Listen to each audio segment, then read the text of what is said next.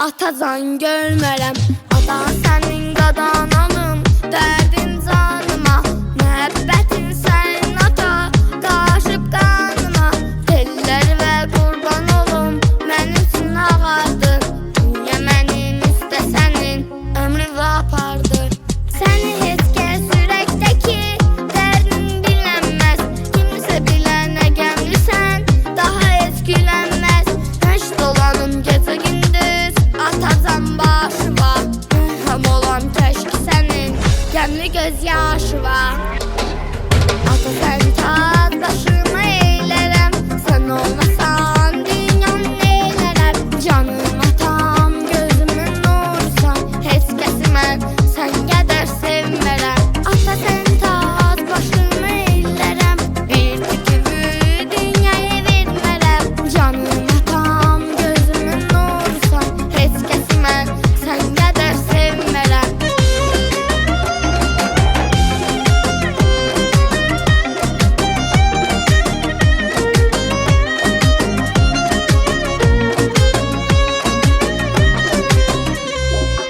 Adın ezber sen ata, her zaman dilimde.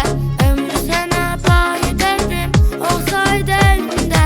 Yaşam eşkim sən aldığım, nəfəsin canımsan. Əziz atam, nə yaxşı ki, dünyada varımsan. Səni heç kəs ürəkdəki dərdin bilənməz. Kimsə bilənə gəmlisən, daha heç gülənməz. Məşq olanım gecə gündüz, atacan başıma. Həm olan təşki sənin, gəmli göz yaşı var.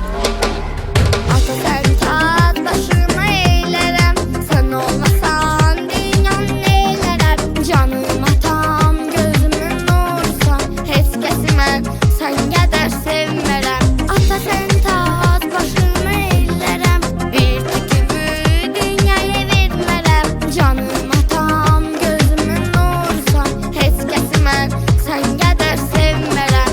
Ata sən tac başıma eylərəm, sən olmasan dünyan neylərər.